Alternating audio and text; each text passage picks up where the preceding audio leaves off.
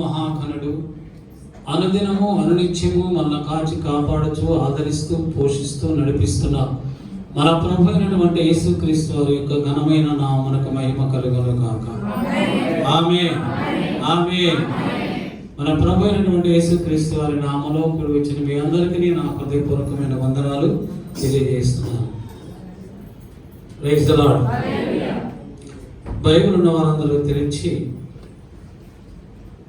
సామెతల గ్రంథం 10వ అధ్యాయం 2వ వచనాల గురించి మనం ధ్యానిద్దాం.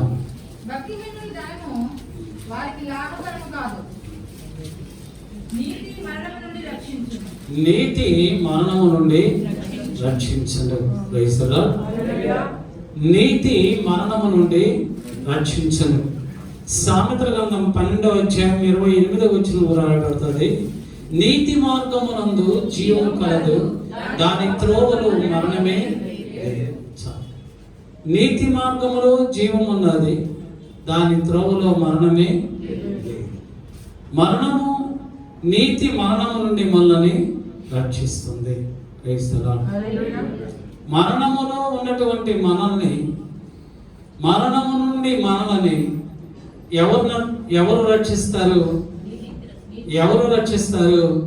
నీతి. మీరు అనుకోవచ్చు, అదేంటి గారు మనం మరణంలో ఉన్నామా అని.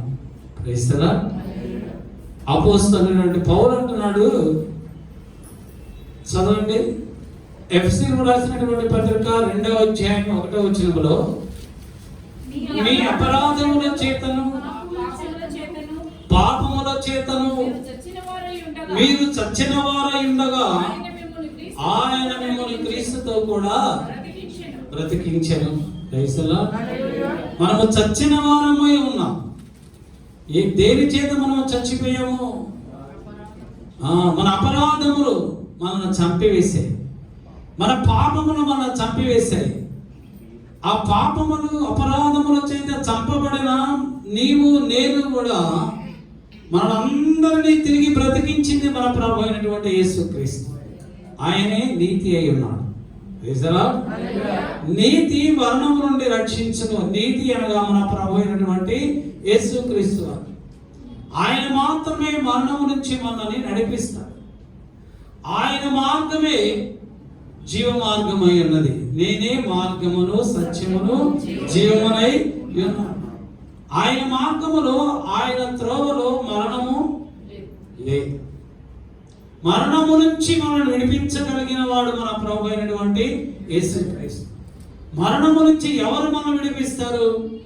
మరణం నుంచి ఎవరు మనం విడిపిస్తారు? ఎవరైతే మరణమును జయించగలిగితే, ఎవరైతే మరణమును జయించగలిగిన వారో వారు మాత్రమే మరణం నుంచి మనల్ని విడిపించగలరు. ఎవరైతే లోకాన్ని జయించగలరో, ఎవరైతే లోకాన్ని జయించగలరో వారు మాత్రమే మన లోకములో నుండి మనల్ని విడిపించగలరు. ఎవరైతే శరీరాశలను జయించగలరో, ఎవరైతే శరీరాశలను జయించారో వారు మాత్రమే మనల్ని శరీరాశల నుంచి జయింపజేయగలడు. ఎవరైతే లోకాధికారిని జయించాడో ఆయన మాత్రమే లోకము నుంచి మనల్ని జయింపజేయగలడు. ప్రభు అంటున్నాడు, ఇదిగో లోకాధికారి వచ్చుచున్నాడు, వానికి సంబంధించిన నా దగ్గర ఏమీ కూడా లేదు. లోకాధికారిని జయించిన వాడు మన ప్రభు అయినటువంటి యేసుక్రీస్తు. Praise the lord. హల్లెలూయా హల్లెలూయా. ప్రకటన గ్రంథం 1వ అధ్యాయం 8వ వచనములో ప్రభు అంటున్నాడు, అల్ఫా నేనే, ఒమేగాయు నేనే, ఆదియు నేనే, అంతమును నేనే ఉన్నాను అన్నాడు. ప్రకటన గ్రంథం 1వ అధ్యాయం 18వ వచనములో ప్రభు అంటున్నాడు, నేను మొదటి వాడను, కడపటి వాడను, జీవించువాడను, మృతుడనైతిని గాని ఇదిగో యుగయుగములు సజీవుడనై ఉన్నాను. యుగయుగములు సజీవుడనై ఉన్నాను. నేనే మొదటి వాడను, నేనే కడపటి వాడను, జీవించువాడను, మృతుడనైతిని గాని ఇదిగో యుగయుగములు జీవించుచున్నాను. సజీవుడనై ఉన్నాను. ఇప్పుడే కాదు, for ever and ever and ever యుగయుగములు సజీవుడనై ఉన్నాను. అంత మాత్రమే కాదు కానీ పాతాళము యొక్కయు మరణము యొక్కయు తాళము చెవులు నా స్వాధీనములో పాతాళం యొక్క తాళపు చెవులు నా స్వాధీనంలో ఉన్నాయి, మరణం యొక్క తాళపు చెవులు కూడా నా స్వాధీనంలోనే ఉన్నాయి. ఎవరి స్వాధీనములు అయితే మరణం యొక్కయు పాతాళం యొక్కయు తాళపు చెవులు ఉన్నాయో ఆయన మాత్రమే మరణములో నుంచి పాతాళములో నుంచి విడిపించగలిగిన వాడు. మన ప్రభువు ఒక్కడే, ఆయన తప్ప వేరొక దేవుడు ఎవరు కూడా లేరు. ఎవరు మరణము నుంచి మనం విడిపించలేరు, మన ప్రభు అయినటువంటి యేసు క్రీస్తు మాత్రమే. ఆయనే మరణమును జయించిన వాడు, ఆయనే మరణమును జయించి పునరుద్ధారుడైనటువంటి దేవుడు మన ప్రభు అయినటువంటి యేసు క్రీస్తు. అపోస్తలుడు పౌలు అంటున్నాడు, కొరింథీయులకు రాసినటువంటి మొదటి పత్రిక 15వ అధ్యాయం 55వ వచనములో, మరణమా నీ విజయం ఎక్కడ? మరణమా నీ విజయం ఎక్కడ? మరణమా నీ గుల్లెక్కడ? మన ప్రభు అయినటువంటి యేసు క్రీస్తు వారు మరణపు ములను కలవరి శిలువలో ఆయనను విరిచి ఉన్నాడు, మరణమును జయించి ఉన్నాడు, మరణపు ములను విరిచి ఉన్నాడు.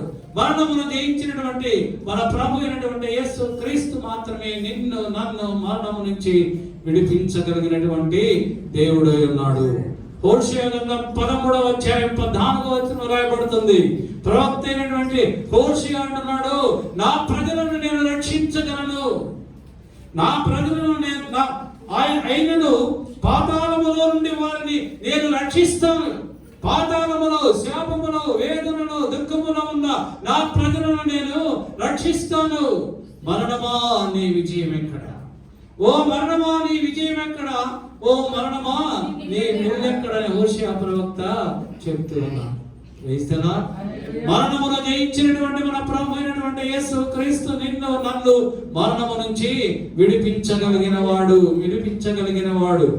అపోస్తలుడు పేతురు అంటున్నాడు, అపోస్తలుల కార్యములు 2వ అధ్యాయము 24వ వచనములో, మరణము ఆయనను బంధించుట అసాధ్యము గనుక దేవుడు మరణ వేదనలో నుండి ఆయనను లేపెను. మరణము ఆయనను బంధించలేదు, మరణము ప్రభువును బంధించలేదు, మరణము యేసు ప్రభువును బంధించలేదు.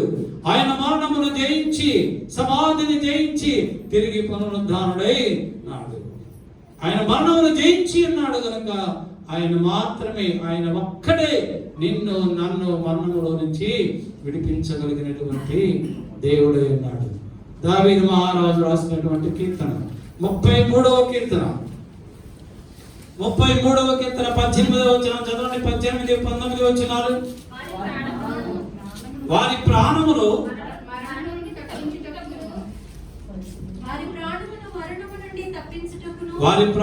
మరణము నుండి తప్పించుటకును, కరువులో వారిని సజీవులుగా కాపాడుటకును యెహోవా కనుదృష్టి ఆయన యందు భయభక్తులు గల వారి మీదను, ఆయన కృప కొరకు కనిపెట్టుకుని వారి మీదను నిలుచుచున్నది. వారి ప్రాణమును మరణము నుండి తప్పించుటకును, కరువులో వారిని సజీవులుగా కాపాడుటకును యెహోవా దృష్టి ఆయన యందు భయభక్తుల గల వారి మీదను, ఆయన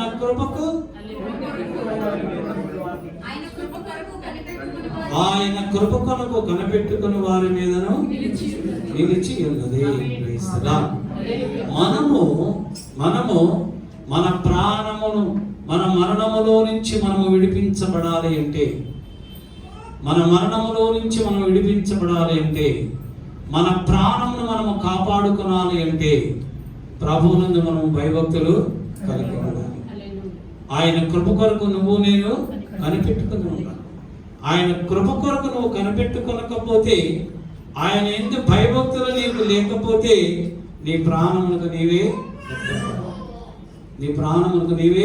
ఉత్తరవు. నువ్వు ఈ ప్రాణాన్ని కాపాడుకోవాలన్నా, మరణం నుంచి తప్పించబడాలన్నా ప్రభువునందు భయభక్తులు కలిగి ఉండాలి. రెండవదిగా ఆయన కృప కొరకు మాత్రమే కనిపెట్టుకున్నాడు.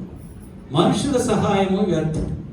మనుషుల యందు భయభక్తులు ఉండటం వలన, నేను నా తల్లిదండ్రులకు భయభక్తులు కలిగి ఉన్నాను, నా భర్త అంటే నాకు భయం, వీటి వల్ల ప్రయోజనం ఏమీ లేదు. మంచిదే, భర్తకు భార్య లోబడి ఉండటం మంచిదే, కానీ మనం ఎవరి యందు భయభక్తులు కలిగి ఉండాలి అంటే నిన్ను సృష్టించినటువంటి నీ సృష్టికర్త అయినటువంటి ప్రభువునందు నువ్వు భయభక్తులు కలిగి ఉండాలి.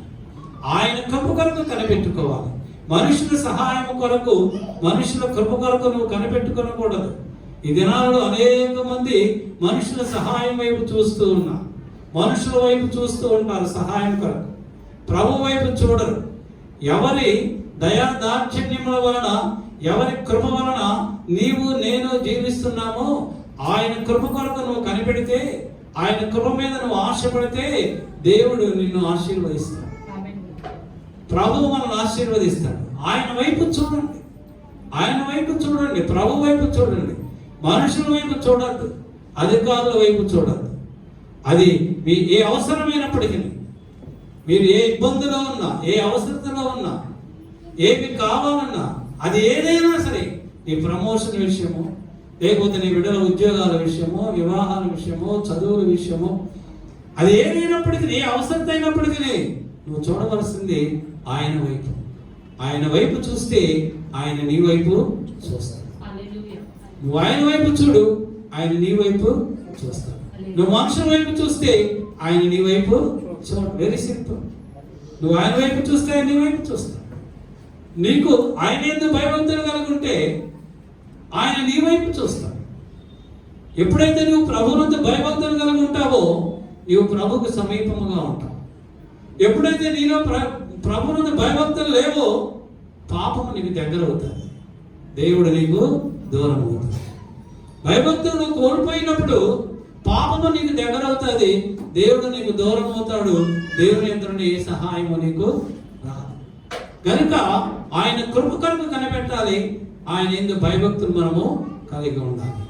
2వ రాజుల గ్రంథం 20వ అధ్యాయం 1, 2, 3 వచనం చదవండి. 2వ రాజుల గ్రంథం 20వ అధ్యాయం 1వ వచనం చదవండి. ఆ దినములలో హిజ్కియాకు మరణకరమైనటువంటి రోగము కలుగగా ఆమోసు కుమారుడును ప్రవక్తయునైన యెషయా అతని యొద్దకు వచ్చి, నీవు మరణమవుచున్నావు, బ్రతుకవు గనుక నీవు నీ ఇల్లు చక్కబెట్టుకొనుమని యెహోవా సెలవిచ్చుచున్నాడని చెప్పాను. Praise the lord. హల్లెలూయా. ప్రవక్త వచ్చి రాజైనటువంటి హిజ్కియాతో చెప్తున్నాడు.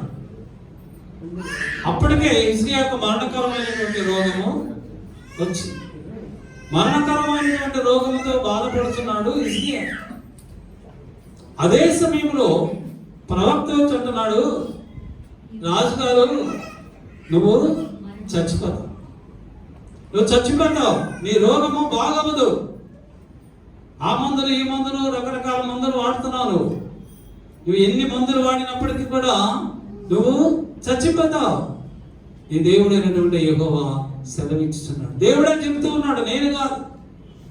నీ ఇల్లు సరిపెట్టుకో, నీ ఇల్లు సర్దుకో, నీ కుటుంబాన్ని సర్దుకో. నీకు ఎక్కడ ఆస్తులు ఉన్నాయి, నీకు ఎక్కడ బంగారం ఉంది, వెండి ఉంది, ఆస్తి ఉంది, సంపద ఉంది, ఏ బీరువాలో ఉంది, ఎక్కడున్నాయి డాక్యుమెంట్స్, లాకర్స్లు అన్నీ కూడా తీసి నీ బిడ్డలందరినీ పిలిచి వాళ్ళందరికీ చెప్పు. నీ భార్యకు కూడా చెప్పు, ఎక్కడెక్కడ స్థలాలు ఉన్నాయి, పొలాలు ఉన్నాయి అన్నీ చెప్పు. ఎందుకంటే చచ్చిపోతున్నావు కదా.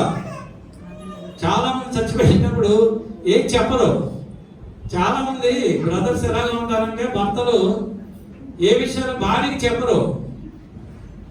చెప్తే ఏం అడుగుద్దు, వాళ్ళకి వాళ్ళ బంధువులకి ఇవ్వమంటదేమో, వాళ్ళకి సహాయం చేయమంటదేమో, ఏళ్ళకి సహాయం చేయమంటదేమో అని చెప్పి భార్యకి చెప్పరు. చాలా సీక్రెట్గా ఉంచుతారు, లాకర్లో పెడతారు, స్థలాలు కొంటారు. ఎక్కడ స్థలం ఉందో భార్యను తీసుకెళ్ళి చూపించరు, చాలా టాప్ సీక్రెట్గా ఉంచుతారు. ఈ బ్రదర్ గారు ఎప్పుడో ఒకసారి చనిపోతారు కొట్టుకుని. మరి పరిస్థితి, కుటుంబ పరిస్థితి, భార్య పరిస్థితి అయోమయమైపోతుంది కదా. ఎక్కడ ఏముందో తెలియదు కదా, అది అన్యాక్రాంతం అయిపోతుంది కదా. ఎవడు ఆక్యుపై చేసుకుంటాడు కదా, ఇక్కడ ఎవరు లేరని. కనుక మీరందరూ గుర్తుంచుకోవాల్సింది ఏంటంటే, మీకు ఎక్కడ ఏమన్నా రూపాయి ఉన్నా, 10 రూపాయలు ఉన్నా, 1 స్థలం ఉన్నా, 2 స్థలాలున్నా, కోట్లున్నా, ఏమన్నా ఈ భార్యకి చెప్పండి.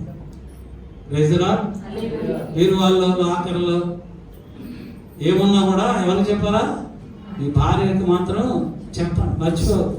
మీకు స్థలాలున్నా, మీకు ఎక్కడన్నా సీక్రెట్గా ఏంటి రహస్యంగా బినామీల మీద ఏమైనా ఆస్తులున్నా, ఎక్కడన్నా అపార్ట్మెంట్లో 2 లేక 3 అపార్ట్మెంట్లు ఉన్నా, స్థలాలున్నా, మీ భార్యని తీసుకెళ్ళి ఈ స్థలం మనదే, ఈ అపార్ట్మెంట్ మనదే, ఈ పొలం మనది అని కనీసం ఓ 4-5 నెలలకు ఒకసారి నా తీసుకెళ్ళి చూపించు. ఒకసారి కాదు, సంవత్సరానికి 2-3 సార్లు తీసుకెళ్ళి చూపించండి. దానివల్ల మీ కుటుంబము ఆశీర్వదింపబడుతుంది. నీ భార్యకు ఒక భరోసా ఉంటుంది, నీ భార్యకు ఒక భరోసా ఉంటుంది, నీ పిల్లలకు ఒక భరోసా ఉంటుంది. రేపు ఏదైనా జరగకుండా పరిస్థితి నీకు కలిగినప్పుడు నీ భార్య వాటి అన్నిటినీ చక్కగా చూసుకుని తన కుటుంబాన్ని పోషించుకుంటాడు. కనుక మన ఇల్లుని హిజ్కియాతో ఏమంటున్నాడు ప్రవక్త? నీ ఇల్లు చక్కబెట్టుకో, సరి చేసుకొని ఇంట్లో నీలో ఇంకా ఏమైనా బలహీనతలు ఉన్నట్లయితే, నీ కుటుంబంలో ఏమైనా బలహీనతలు ఉన్నట్లయితే ఇప్పుడే సరి చేసుకో, దేవుడు నిన్ను పిలుస్తున్నాడు అని చెప్పి. ఇప్పుడు చదవండి 2వ వచనం 3వ వచనం. అతడు తన ముఖము గోడ తట్టు తిప్పుకొని యెహోవా యథార్థ హృదయుడనై సత్యముతో నీ సన్నిధిని నేను ఎట్లు నడుచుకుంటినో నీ దృష్టికి అనుకూలముగా సమస్తమును నేను ఎట్లు జరిగించితినో కృపతో జ్ఞాపకము చేసుకొనమని హిజ్కియా కన్నీళ్లు విడుచుచు యెహోవాను ప్రార్థించెను. హల్లెలూయా, హల్లెలూయా. రాజుగారికి మరణకరమైన జబ్బు వస్తే ఆ జబ్బుతో రాజుగారు బాధపడుతుంటే ప్రవక్త వచ్చి అంటున్నాడు, దేవుడు చెప్తున్నాడు నువ్వు చచ్చిపోతావని, నువ్వు బ్రతుకవు అని రాయబడింది. అక్కడ ఏమనుంది? నువ్వు బ్రతుకవు అని అంటే ఇప్పుడు హిజ్కియా ఏం చేస్తున్నాడు? ప్రభు సన్నిధిలో కన్నీటితో ప్రార్థన చేస్తున్నాడు. ఏమని ప్రార్థన చేశాడు?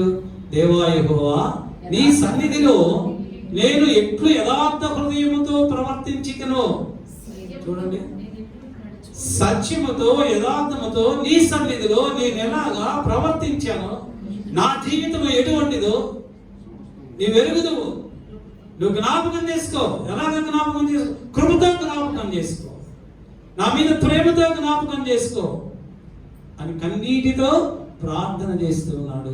మనం ప్రార్థన చేయగలం అలాగా? Praise the Lord. మీలో చాలా మంది ఉపవాసం ఉండి ప్రార్థన చేస్తారు, ఉపవాసం ఉండి ప్రార్థన చేస్తున్నారు, మంచిదే. కానీ హిజ్కియా చేసినట్లు ప్రార్థన మీరు చేస్తున్నారా?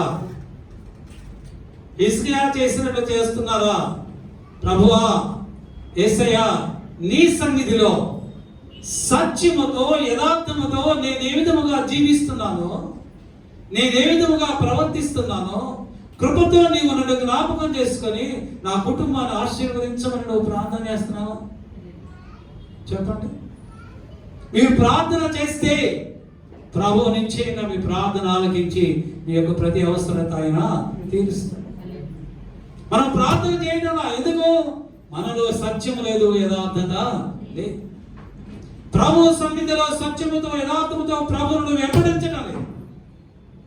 కనుకనే ప్రభు యొద్దనున్న దీవెన మనం పొందుకోలేకపోతున్నాం, ఆశీర్వాదములు మనము పొందుకోలేకపోతున్నాం. నువ్వెంత కన్నీరు కార్చినా, ఎన్ని రోజులు ఉపవాసం నుండి ప్రార్థన చేసినా కృప కలిగిన దేవుడు ఆయన తన కృపను మనకు అనుగ్రహించడం లేదు.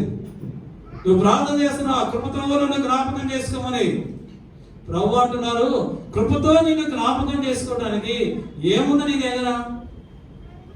నా కుమారి, నా కుమారుడా, నువ్వు ఉపవాసం నుండి ప్రార్థన చేస్తావు, నీ శరీరాన్ని నల్లగొట్టుకుంటున్నావు, నన్ను జ్ఞాపకం చేసుకో, కృపతో జ్ఞాపకం చేసుకో ప్రభు అంటున్నావు. నేను నిన్ను కృపతో జ్ఞాపకం చేసుకోవడానికి నీ దగ్గర ఏమున్నది? యథార్థత ఉన్నదా నీ దగ్గర? నేనంటే భయభక్తులు ఉన్నాయా నీ దగ్గర? నువ్వు నా కొరకు యథార్థంగా జీవిస్తున్నావా? జ్ఞాపకం చేసుకోండి. నువ్వు యథార్థంగా జీవిస్తే, సత్యముతో జీవిస్తే, భయభక్తులు కలిగి జీవిస్తే, కృప కలిగి నువ్వు జీవిస్తే, ఆయన కృపతో నిన్ను జ్ఞాపకం చేసుకుంటాడు. ఏం చేశాడు హిజ్కియా ఏం చేశాడో తెలియాలిగా మనకి. ప్రశ్న బాగానే ఉంది, సమాధానం కూడా ఉంటే ఆ సమాధానం ప్రకారం మేము జీవిస్తామయ్య గారని మీరు అంటారు. చదవండి 18వ అధ్యాయం 3-4 వచనాలు, 2వ రాజుల గ్రంథం. హిజ్కియా ఏం చేశాడు? తన పితరుడైన దావీదు చేసినట్లు అతడు యెహోవా దృష్టికి పూర్ణముగా నీతిని అనుసరించెను. ఉన్నత స్థలములను కొట్టివేసెను. విగ్రహములను పగలగొట్టి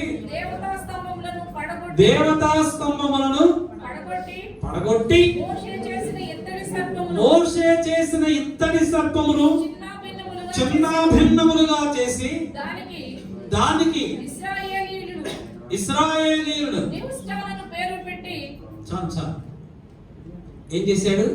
ఉన్నత స్థలములను పడగొట్టి విగ్రహములను కూడా పడగొట్టి దేవతా స్తంభములను పడగొట్టి మోషే చేసినటువంటి ఇత్తడి సర్పమును చిన్న భిన్నములుగా చేశాడు. అది చేశాడు హిజ్కియా. హిజ్కియా ఏం చేశాడంటే విగ్రహాలను తీసివేశాడు. రాయబడుతుంది, హిజ్కియా యవన కాలం ముందు 25 సంవత్సరముల యవన వయసులో యూదా దేశమునకు రాజై మొదటి సంవత్సరము మొదటి నెల మొదటి దినమున, బాగా గమనించండి, రాజైన వెంటనే మొదటి సంవత్సరమున మొదటి నెల మొదటి రోజున యెహోవా దేవాలయములన్నింటినీ తెరచి వాటన్నింటినీ బాగు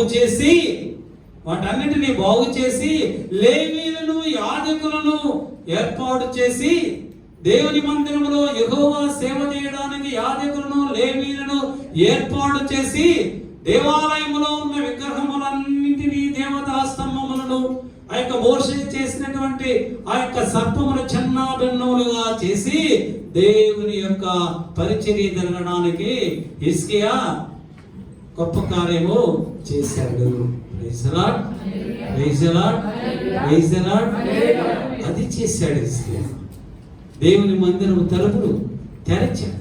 అప్పటి వరకు ఎన్నో సంవత్సరముల నుండి దేవుని మందిరములన్నీ మూతపడి ఉన్నాయి. పరిచర్య జరగడం లేదు, దేవుని సేవ జరగడం లేదు. జీవగల దేవుని యొక్క ఆలయములన్నీ కూడా మూసివేయబడి అందులో విగ్రహములను అక్కడ పెట్టి విగ్రహములకు బలిపీఠములు అర్పిస్తూ ఉన్నారు. అయితే యవనస్తుడైనటువంటి హిజ్కియా తాను రాజైన వెంటనే మొట్టమొదటి సంవత్సరం మొదటి నెల మొదటి రోజునే దేవాలయములన్నింటినీ ఓపెన్ చేసి వాటన్నిటినీ శుభ్రపరిచాడు. ఆ తర్వాత మోషే ఉంచినటువంటి ఆ సర్పము యొక్క శిల్పాన్ని దాన్ని చిన్న భిన్నములుగా చేశాడు. ఆ సర్పము యొక్క ఆ బొమ్మ మోషే ఎందుకు చేశాడు?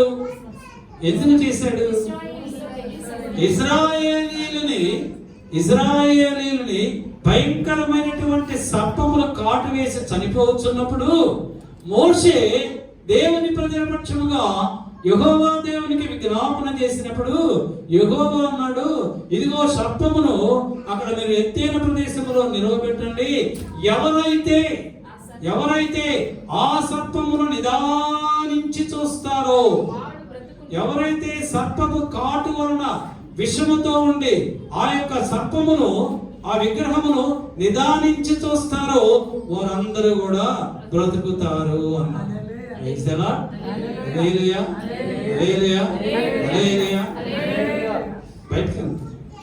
బయటికి వెళ్ళి మీ భార్య భర్తలు ఇద్దరు ఆ పాపతో ఆడుకుని పర్వాలేదు, నష్టమే లేదు.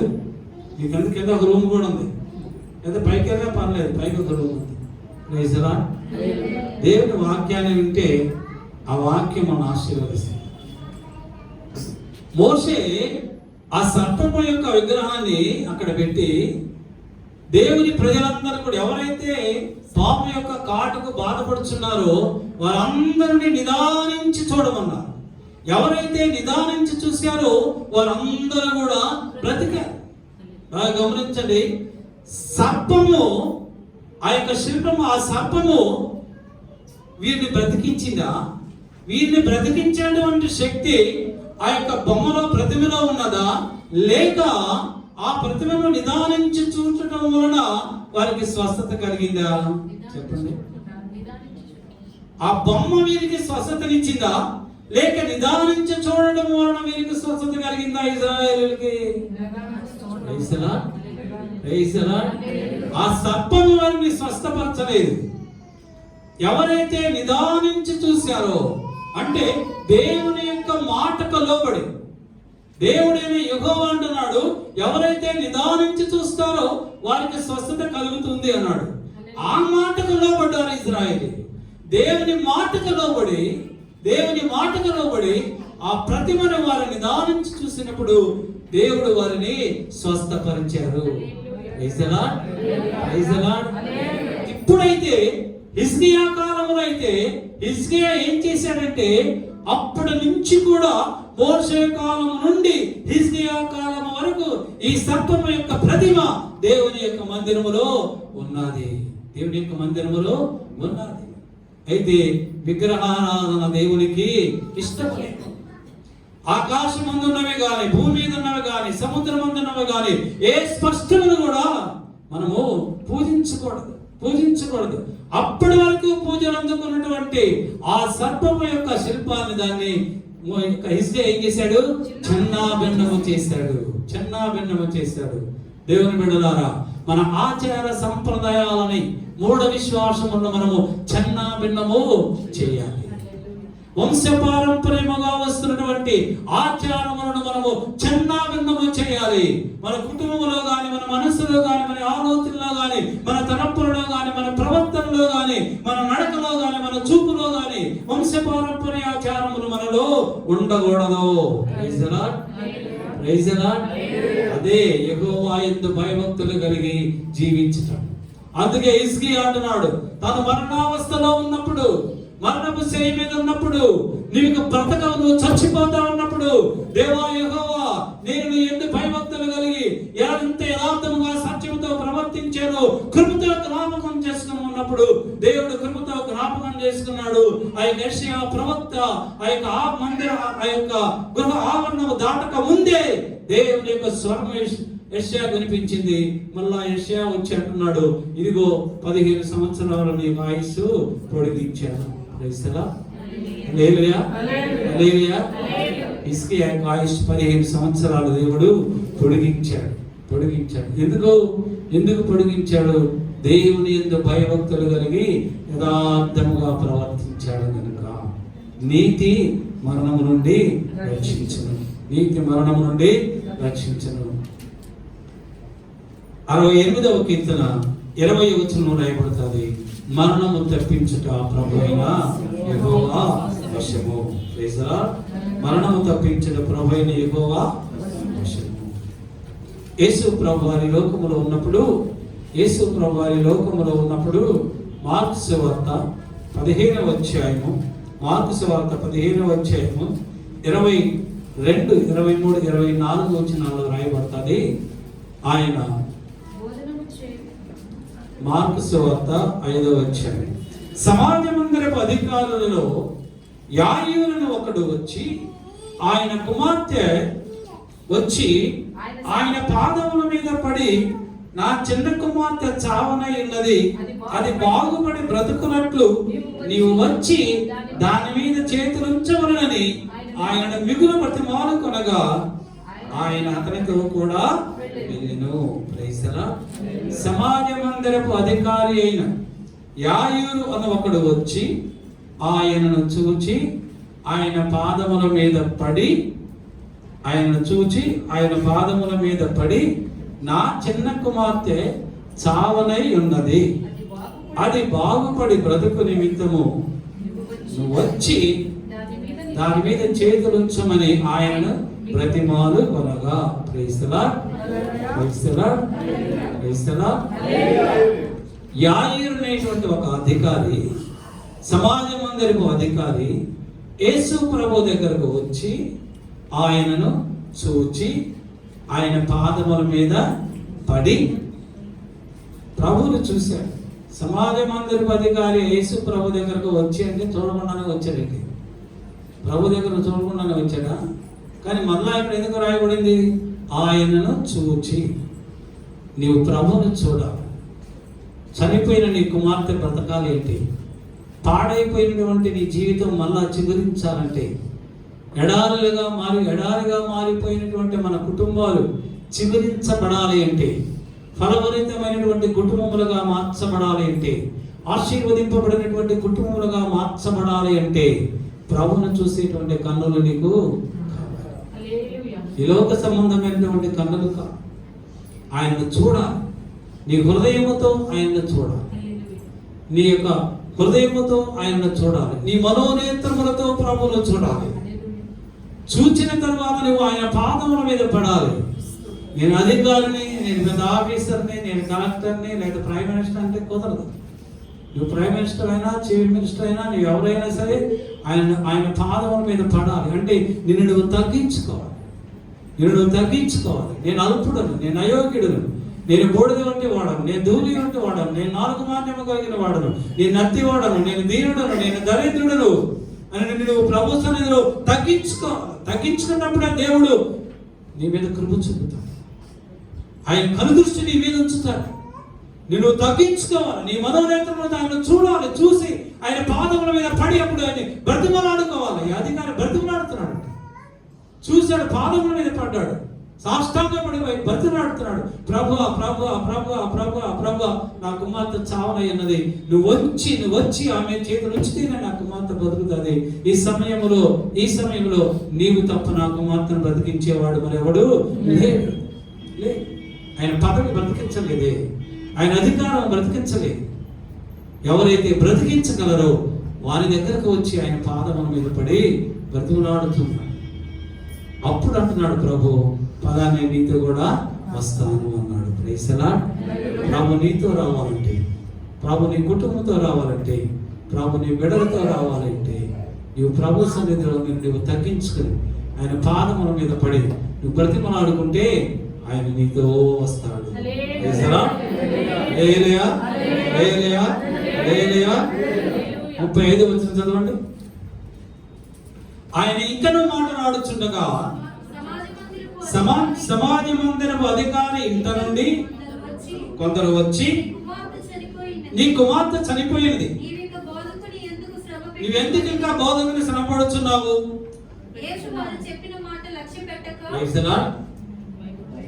వాళ్ళు ప్రయాణికులతో వెళ్తూ ఉంటే ఈ లోపల ఆ అధికారి ఇంటి దగ్గర నుంచి కొంతమంది మనుషులు పరుగున వస్తూ ఉన్నారు. ఎందుకు వస్తున్నారు? మా అయ్యగారు ఎక్కడికి వెళ్ళారు? మా అయ్యగారు ప్రభు దగ్గరికి వెళ్ళారు. ఆయన బ్రతికిస్తారని ఆయన దగ్గరకు వెళ్ళారు. ఇక్కడ కుమార్తె చనిపోయింది. ఇంకెందుకు చనిపోయిన అమ్మాయిని గురించి మన ఆయన దగ్గర తీసుకెళ్ళడం? మన అధికారిని మనల్ని తిరిగి నేను చెప్దామని వాళ్ళు చావు కబురు చెప్పడానికి వెళ్ళారు తండ్రికి. అయితే ప్రభు అన్నాడు, నీ కుమార్తె చనిపోలేదు, నిద్రించుచున్నది. Praise the lord. హల్లెలూయా, హల్లెలూయా. అధికారితో ఉంటున్నాడు. ఎప్పుడైతే నీ కుమార్తె చనిపోయింది నీ ఇంటి దగ్గర నుంచి వచ్చినటువంటి ఆ మనుషులు చెప్పారో, ఆ తండ్రి ఎంత వేదన పడి ఉంటాడు, అంత కన్నీరు కార్చుంటాడు. గమనించండి. మన బిడ్డలకి చిన్న కాళ్ళు చిన్న ముళ్ళు గుచ్చుకుంటే ఎంత బాధ కదా, ఎంత వేదన కదా. చూడండి సిస్టర్ గారు, మనవరాలు కొంచెం బలహీనంగా ఉందని, సరిగ్గా భోజనం చేయట్లేదని ఎంత దిగులుగా, ఎంత ప్రేమగా కన్నీటితో చెప్పారు. మరి మన కుమార్తె చనిపోయిందంటే ఆ తండ్రి ఎంత బాధపడతాడు, ఎంత వేదన, ఎంత కన్నీరు. ఆ కన్నీటిని ప్రభు చూశాడు. కన్నీటిని ప్రభు చూశాడు. నీ బిడ్డనెస్ ప్రభు చూశాడు. నీ వేదన ప్రభు చూశాడు. మన ప్రభు చూసేటువంటి దేవుడు. ఎవరు కన్నీరు కారుస్తున్నారో మరి కన్నీటిని చూసేటువంటి దేవుడు. ఎందుకు చూస్తాడు? ఎందుకు చూస్తాడు? ఆ కన్నీటిని తుడిచివేయటానికి. నీలో ఉన్న వేదనను తీసివేసి నువ్వు సంతోషంగా ఉంటే, నువ్వు ఆనందంగా ఉంటే, నీ పిల్లలు ఆనందంగా ఉంటే, నీ కుటుంబం ఫలవంతమైన కుటుంబంగా ఉంటే, అది చూసి నువ్వు సంతోషిస్తే నీ సంతోషాన్ని చూసి ఆయన సంతోషించాలి.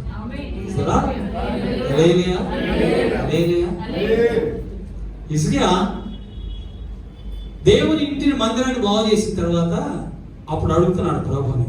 మరణకరమైన రోగం వచ్చినప్పుడు అడిగాడు కదా, నీ కృపతో నన్ను జ్ఞాపకం చేసుకోమని.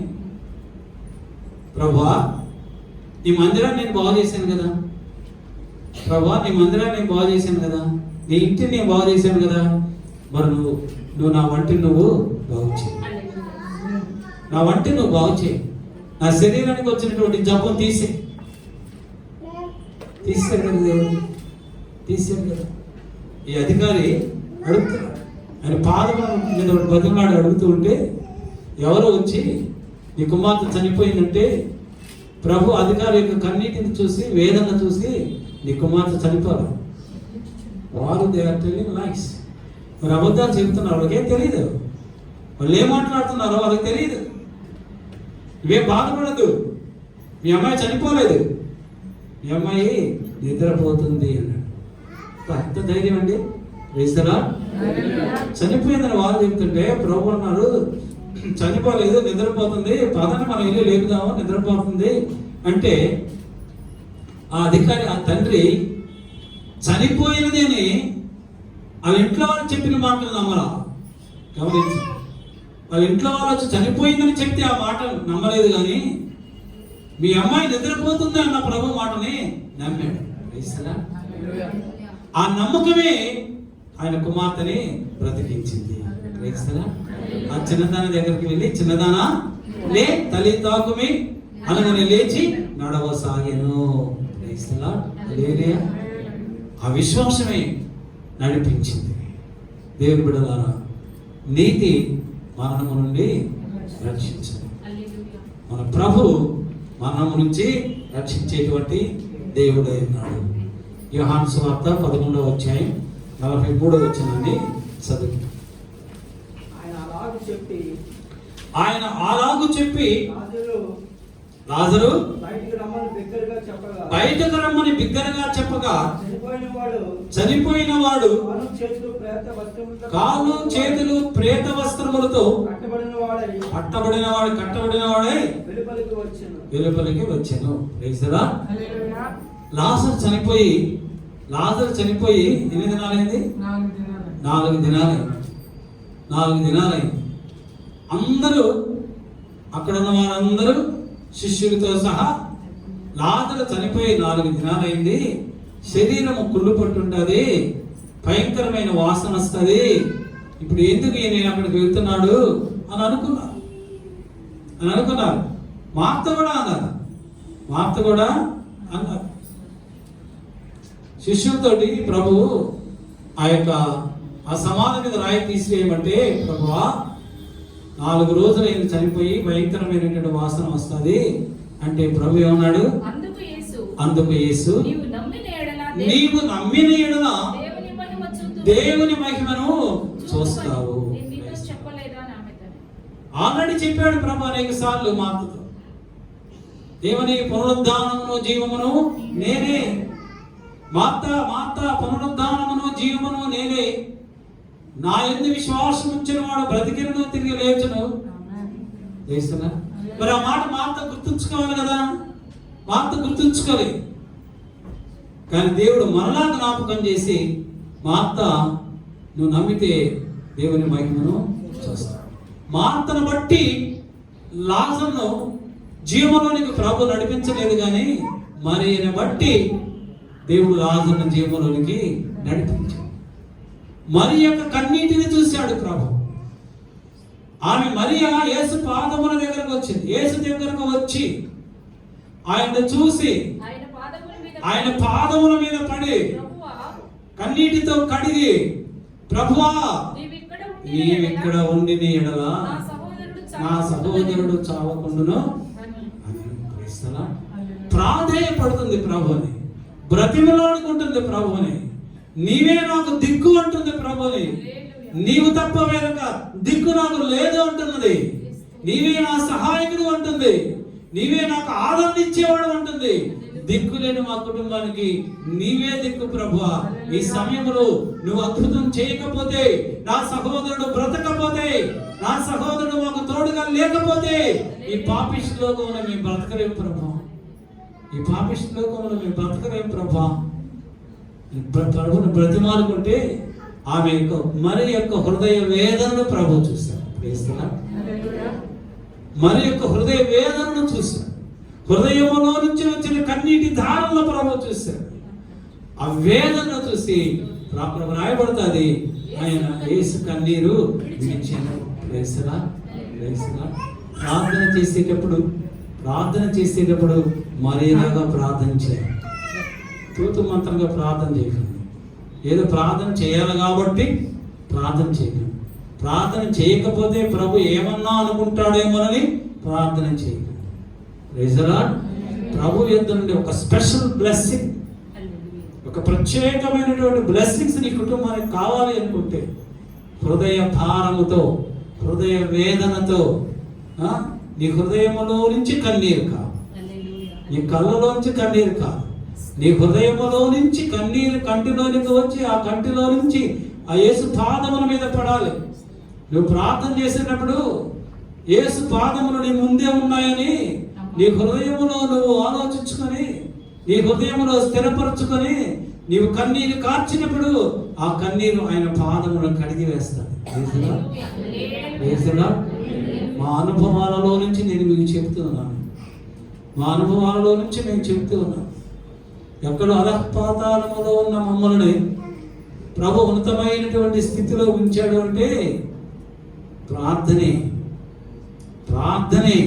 మన ఉన్నతమైనటువంటి స్థితిలోనికి తీసుకెళ్తారు. అక్కడ ఉంచుతారు. ఎక్కడో పాతాళములో ఉన్న నిన్ను దేవుడు నీ ప్రార్థన బట్టి ఉన్నతమైనటువంటి స్థితిలో అయినా ఉంచుతాడు. మరి ప్రార్థన బట్టి లాజరు సమాధిలో నుంచి లేచాడు. నీతి మరణం నుండి రక్షించును. Praise the lord. హల్లెలూయా, హల్లెలూయా, హల్లెలూయా. అపోస్తలుడైన పౌలు రోమీయులకు రాసినటువంటి పత్రిక 8వ అధ్యాయము 5వ వచనాన్ని చదువుతున్నాం. శరీరానుసారులు శరీర విషయముల మీద మనస్సునుంచుదురు, ఆత్మానుసారులు ఆత్మ విషయముల మీద మనస్సుంతురు. శరీరానుసారమైన మనస్సు మరణము, ఆత్మానుసారమైన మనస్సు జీవమును సమాధానమునై ఉన్నది. హల్లెలూయా. Praise the lord, praise the lord, praise the lord. నిజమైన మరణం అంటే ఇది శరీరానుసారమైన మనస్సు, శరీరానుసారమైన మనస్సు మరణం, ఆత్మానుసారమైనటువంటి మనస్సు జీవము, సమాధానము. ఈ పునరుద్ధానమందు మనందరం కూడా జ్ఞాపకం చేసుకోవాలి. ఏంటి? శరీరానుసారమైనటువంటి మనస్సు మరణం. మనం మరణములో ఉన్నామా, జీవంలో ఉన్నామా? శరీరానుసారముగా నడుస్తున్నామా, ఆత్మానుసారముగా నడుస్తున్నామా? నీవు శరీరానుసారముగా నడిచినట్లయితే నువ్వు మరణించినట్లే.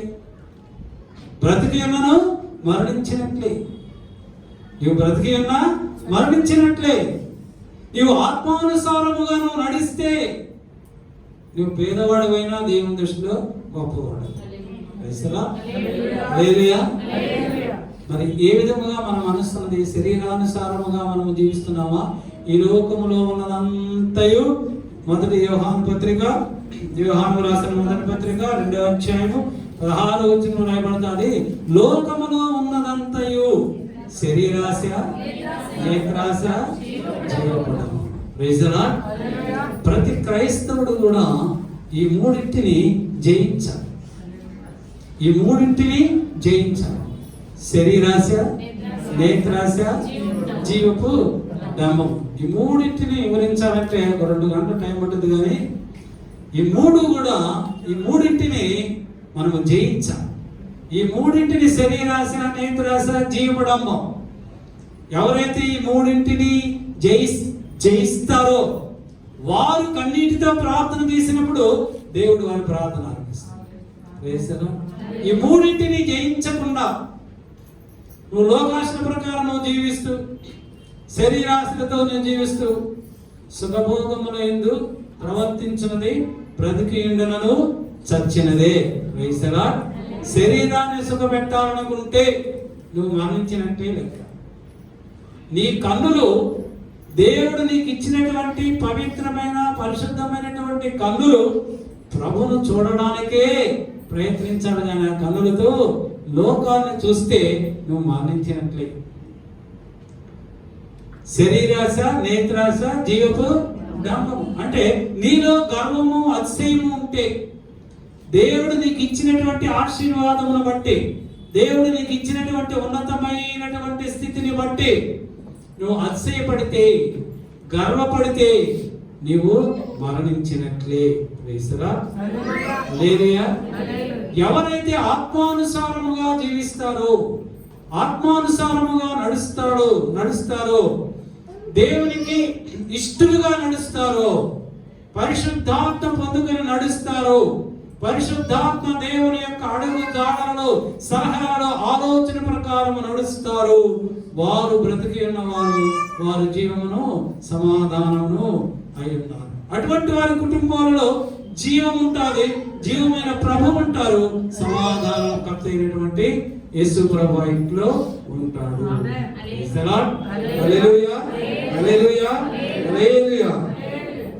అపోస్తలుడైన పౌలు కొరింథీయులకు రాసినటువంటి 2వ పత్రిక 7వ అధ్యాయము 10వ వచనం చదువుకుందాం. దైవ చిత్తానుసారమైనటువంటి మనస్సు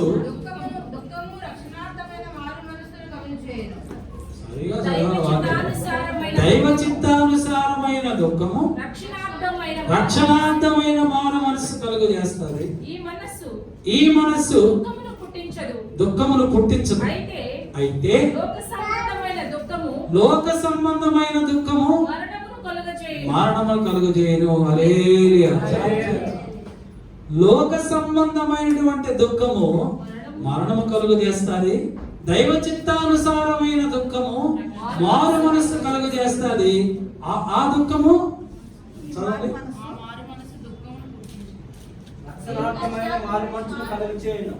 తర్వాత మీరు దేవుని చిత్త ప్రకారము మారు మనస్సు దుఃఖమును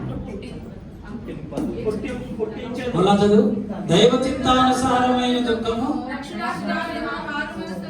రక్షణార్థమైన మారు మనస్సును కలుగజేయును. ఈ మారు మనస్సు దుఃఖమును పుట్టించదు. Praise the lord. హల్లెలూయా. ఏ మారు మనస్సు దుఃఖమును పుట్టించదు? దైవ చిత్తానుసారమైనటువంటి దుఃఖము నీకు మారు మనస్సు కలుగజేస్తుంది.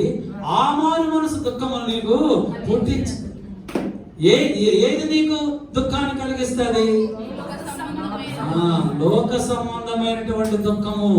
లోకాశల కొరకు నువ్వు దుఃఖపడితే, ఈ లోకములో దాని సంపాదన కొరకు, ఈ లోకములో ఉన్న వాటి కొరకు ప్రభు సన్నిధిలో నువ్వు కన్నీరు కార్చి దుఃఖపడితే అది మరణమే.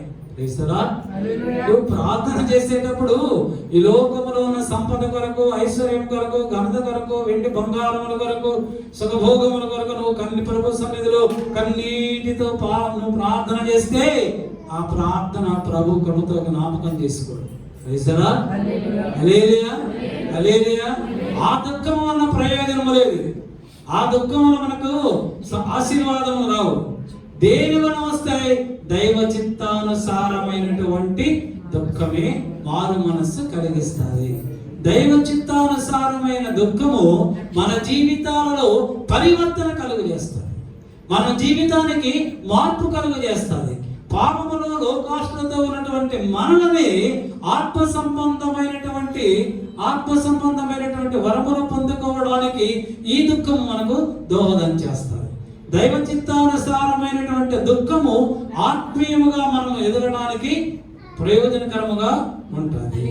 కనుక ఆ దుఃఖము కొరకు మనము ప్రయత్నించాలి, కానీ లోక సంబంధమైనటువంటి దుఃఖము వలన మనకు ప్రయోజనము లేదు. లోక సంబంధమైన దుఃఖము మనకు మరణాన్ని కలుగజేస్తుంది. Praise the lord. హల్లెలూయా. లోక సంబంధమైన దుఃఖములో పశ్చాత్తాపము లేదు. లోక సంబంధమైన దుఃఖములో పశ్చాత్తాపము లేదు. పాపము కడగబడదు. దైవ చిత్తానుసారమైనటువంటి దుఃఖము వలన మనకు పశ్చాత్తాపము కలుగుతుంది. ఆ పశ్చాత్తాపము వలన మన కన్నులంటే కన్నీరు ఆటోమేటిక్గా కన్నీరు వస్తాయి. ఎప్పుడైతే మన పాపములను బట్టి, మన అతిక్రమమును బట్టి మనం పశ్చాత్తాపడతామో, ఆ పశ్చాత్తాపంతో కూడిన హృదయములో నుంచి కన్నీరు వస్తుంది. ఆ కన్నీరు వలన మనకు ఆత్మ సంబంధమైనటువంటి దీవెనలు, ఆశీర్వాదములు ప్రభువు మనకు అనుగ్రహిస్తారు. ఆ కన్నీటిని ప్రభువు చూస్తాడు. ఆ కన్నీటిని ప్రభువు తుడిచి వేస్తాడు. హల్లెలూయా. చివరిగా అపోస్తలుడైన పౌలు రాసినటువంటి తిమోతికి రాసిన 2వ పత్రిక 1వ అధ్యాయము 10వ వచనం చదువుకుని, మన క్రియలను బట్టి కాక తన స్వకీయ సంకల్పమును బట్టి అనాది కాలముననే క్రీస్తు యేసునందు మనకు అనుగ్రహింపబడినది క్రీస్తు యేసు మన రక్షకుని ప్రత్యక్షత వలన బయలుపరచబడినది తన కృపను బట్టి మనలను రక్షించి పరిశుద్ధమైన పిలుపుతో ఆయన మనలను పిలిచెను. ఆ క్రీస్తు యేసు మరణమును నిరర్థకము చేసి జీవమును అక్షయతను స్వార్థ వలన వెలుగులోనికి తెచ్చెను. చెప్పండి.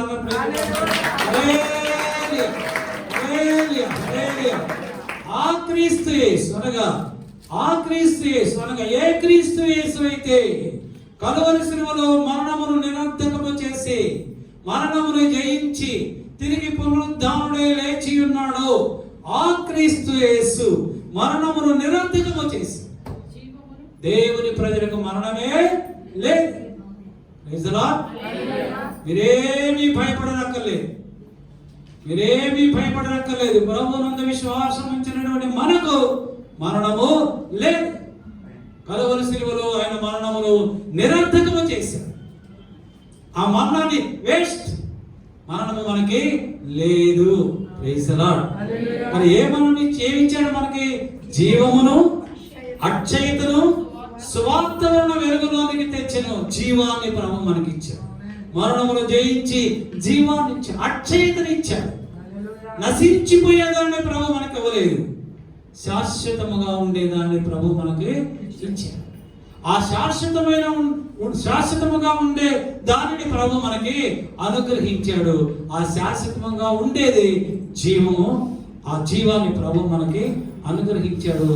ఆ జీవము సువార్త వలన వెలుగులోనికి వచ్చాను.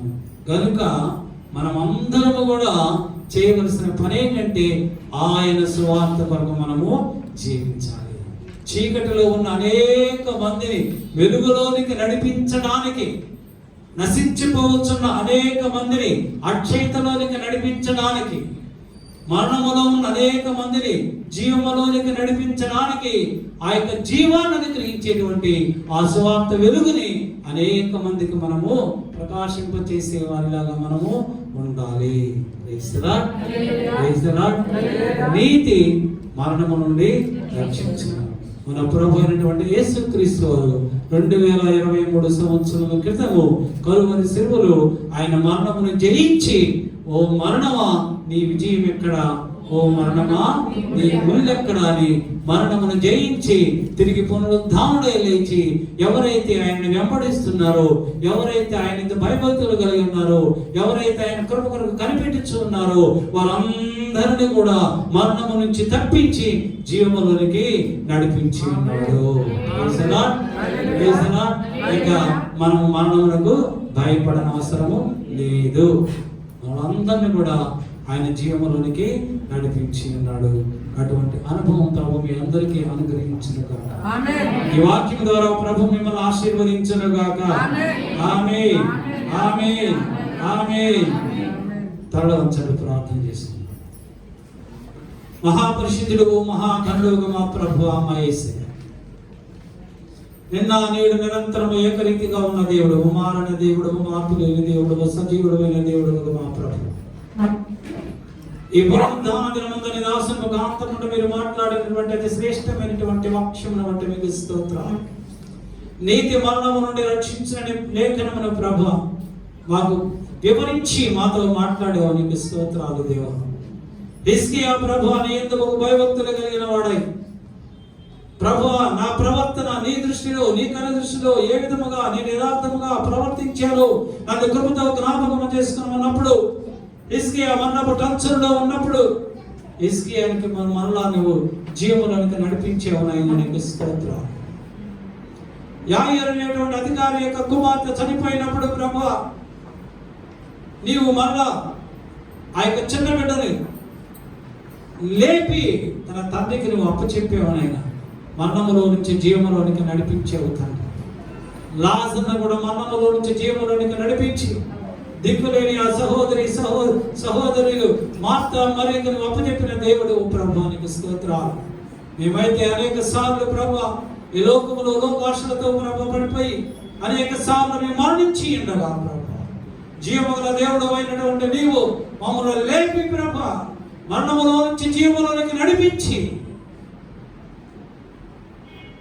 నీ మార్గములోని ప్రభ నీ రాజ్యంలోనికి వారసులుగా చేయడానికి మమ్మల్ని ఎంపిక చేసుకున్నావు ప్రభా, నీకు స్తోత్రాలు నాయన. నీవు తప్ప వెనుక దేవుడు నిశ్చయముగా మాకు లేడు ప్రభా. నీ ఎంత భయభక్తులు కలిగి జీవించేటువంటి జీవితాన్ని మా అందరికీ మీరు అనుగ్రహించున్నాయని నీకు స్తోత్రాలు. నీ యొద్ద నుండి కృప పొందుకున్నటువంటి కృప మా అందరికి అనుగ్రహించు ప్రభా. నిన్న వాక్యమును మేమందరము మా హృదయములో భద్రపరచుకొని వాక్య ప్రకారము జీవించేటువంటి శ్రేష్టమైనటువంటి కృప మాకు అనుగ్రహించి, ఇదిగో నీ బిడ్డలు తిరిగి వెళ్తుండగా నీ సన్నిధిని కావుదల నీ కృప బిడ్డకు తోడుగా ఉంచి నీ బిడ్డ కొరకై నీ దాచిన ప్రతి శ్రేష్టమైనటువంటి వేరుడు దీవులు సమృద్ధిగా అనుగ్రహించి మీరే సకల ఘనత మహిమ ప్రభావమును పొందుకొనమని యేసు క్రీస్తు శ్రేష్టమైన నామమును బట్టి అడుగుచు వేడుకొనుచు పొందుకొనుచున్నాము మా పరలోకపు పరమ తండ్రి. ఆమేన్, ఆమేన్, ఆమేన్. మన పరమ తండ్రి అయినటువంటి దేవుని ప్రేమయు మన ప్రభువు రక్షకుడైన యేసుక్రీస్తు వారి యొక్క కృపా రక్షణ పరిశుద్ధాత్మ దేవుని కన్యోని సహవాసపు సన్నిధి కూడి వచ్చిన సంఘ బిడ్డలందరికీ వాక్యమును ప్రకటించిన దైవజనులకు వారి కుటుంబములకు ఇంకను రాలేకపోయినటువంటి సంఘ బిడ్డలందరికీ నూతనంగా సంఘమునకు వచ్చిన వారందరికీ లోకములోని సకల పరిశుద్ధులకు యూట్యూబ్ ద్వారా వాక్యం వినుచున్న వారందరికీ ఇప్పుడు ప్రభు రాకడ పర్యంతము సదాకాలము తోడైండును గాక. ఆమేన్, ఆమేన్, ఆమేన్, ఆమేన్. Praise the lord.